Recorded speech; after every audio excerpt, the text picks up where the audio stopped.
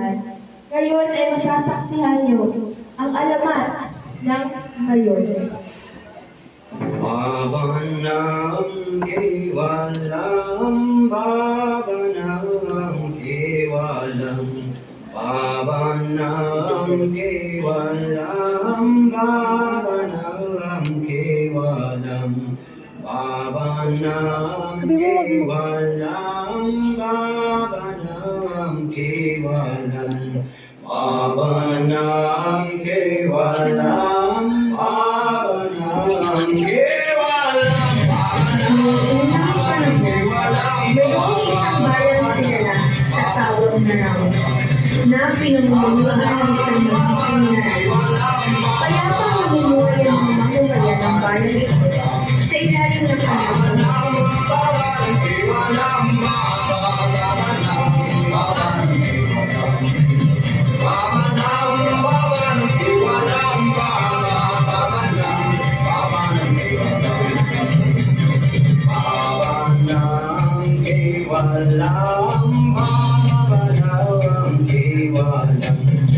dito matatagpuan ang pinakamagiging, pinakamatatapang,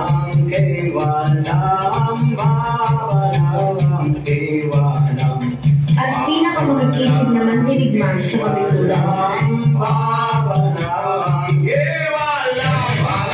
Samantalang ang mga kalupaian naman ay kapikitaan ng madalisayan at kasipagan. Magiging at maaasahan ang namin ito, hindi lamang sa pagbubulo sa kanyang nasasakupan, hindi pa rin sa kanyang reyna na labas ang pagmamahal sa kanila.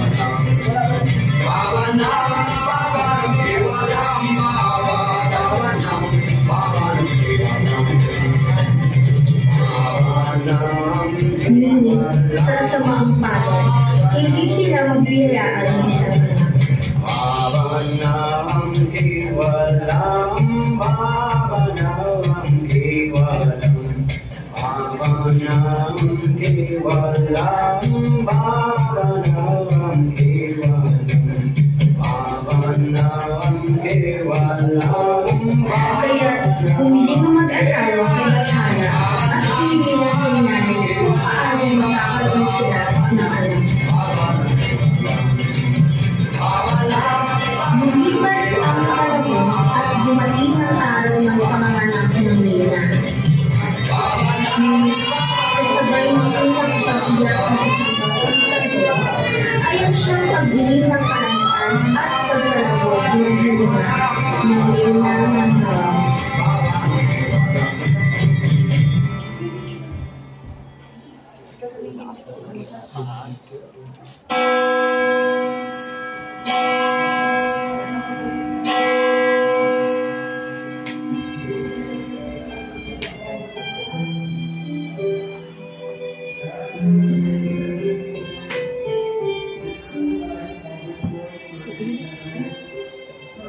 Naalala ko pa nung unang beses tayo pinagtagpo ng Balhana. Isang kakaibang ngiti ang namatawi sa aking mukha. Natila sa aking dibdib, ang aking puso'y gustong kumawala. Ikaw ang nagsilbing dahilan kung bakit patuloy kong hinaharap ang ganda ng bawat kinabukasan. Dahil sa pagmulat ng aking mga mata, ikaw ang aking unang nasilayan. Sa iyong bawat pagtatangi at haplos, bawat sandaling kapiling ka ayaw ko nang matapos. Ang iyong mga ngiti, ang laging nais masilayan. Ikaw ang dahilan kung ba't ako'y patuloy na lumalaban.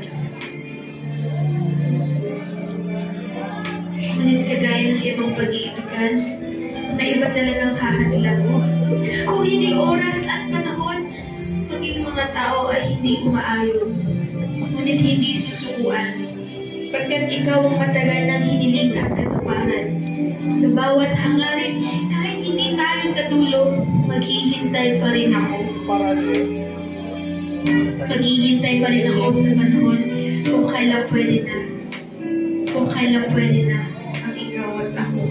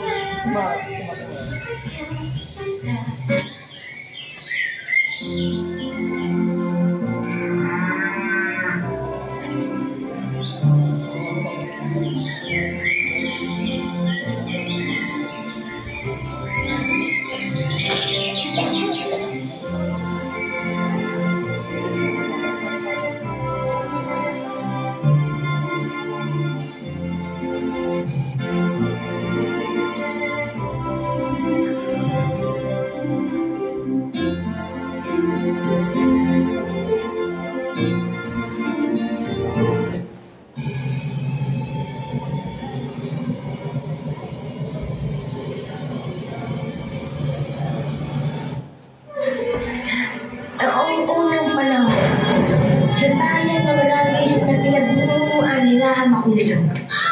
Dumating ang panahon ng pangarap ng kanyang asawang si Dawani at siniyang niya ang isang babaeng sanggol. Ngunit sa kasamaang palad, kasabay ng pagsilang ng isang batang sanggol ay ang pagkamatay ng reynang Langgam.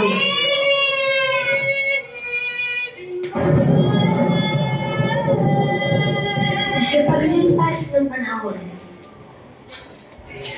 lumaki si Magayon at naging isang napakagandang dalaga.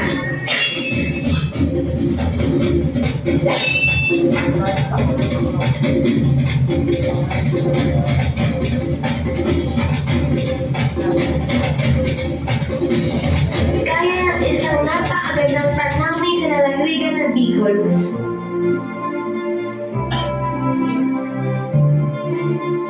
At isang malayang paru-paro na lumilipad sa mga hardin.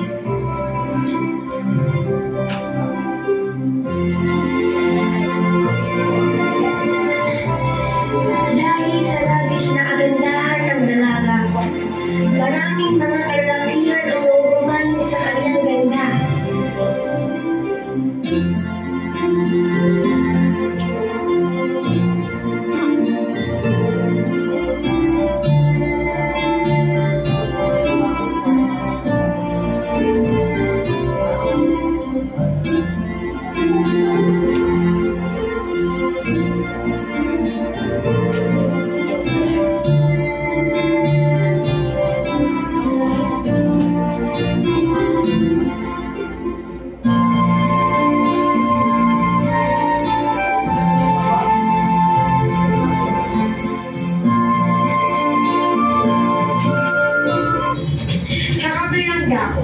Mayroon namang isang matukumong lalaki na nagngangalang Ulam, anak ni Dadong Makalilaya na nagmula sa Katagalugan.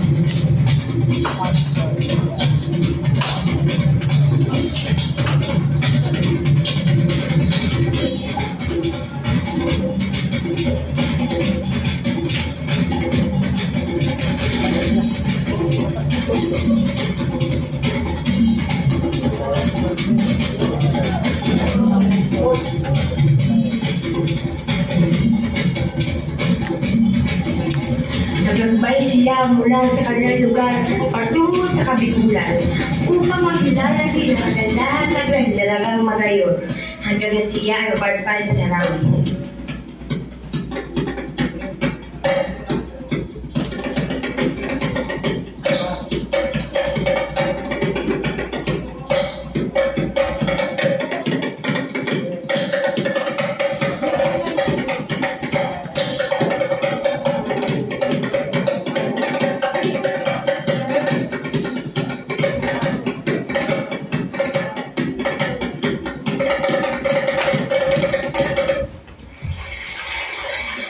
Isang gabi, nais ni Magayon magpunta sa ilog ng lava upang maghihilot. Nagtungo sa ilog si Magayon at nasulayan ang linaw at tingnan ng tubig dahil sa sikat ng malaki at maliwanag na buwan. Nagtungo siya sa gilid na bahagi ng ilog. Ngunit ang hindi niya alam ay mayroong isang lalaking nanonood at namumali sa kanya habang siya naliligo. Agaslas na malamig na tubig ay nanunuot at dinama ni Magayon sa kanyang maputi at makinis na balat. Habang nakatampisaw o nagsasaya sa tubig, makikita naman sa mga maamong mga mata ni Ulap ang paghanga at pagkatuwari sa pagkanood kay Magayon. Ngunit nadila si Magayon sa isang bato at nahulog sa malalim na parte ng ilog. Kaya dali-daling tumalo sa tubig si Ulap upang iligtas ang dalaga.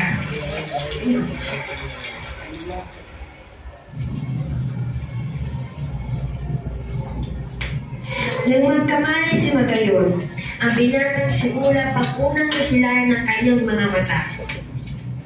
Nagsimulang sumiklab ang nag-aapoy na dandanan ni Magayon at Ulap sa isa't isa, hanggang sa maging magkasintahan sila.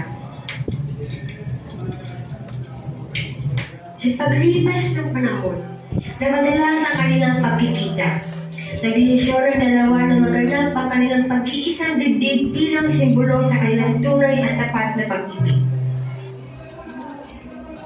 Sasali ang buong rawis, ang mga puno at halaman, maging ang malaki at maliwanag na buwan sa kanilang pangako at pag-ibig sa isa't isa.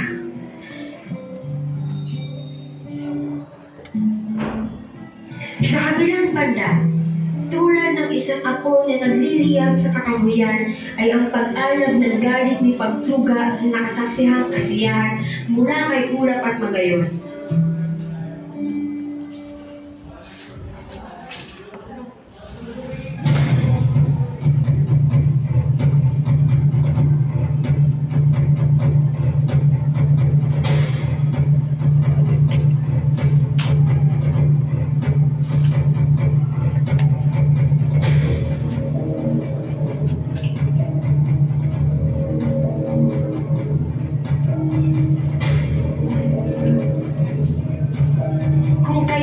Binihag ni Pagtuga si Tatong Makusog upang maibiling na maipakasal sa kanya ang dalaga. Itinali niya si Tatong Makusog sa isang puno upang hindi mapigilan ang kasal na siyang maganap.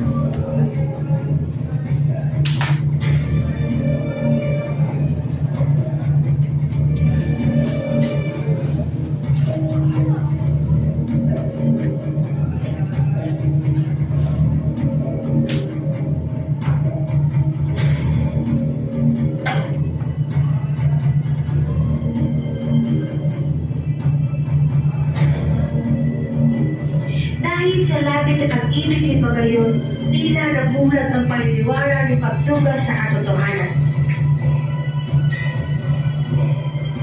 Doon nagsimula ang matinding paglalabanan sa pagitan ni Ulap at Pagtuga dahil sa pilit na pag-aagawan sa pag-ibig ng dalagang si Magayon.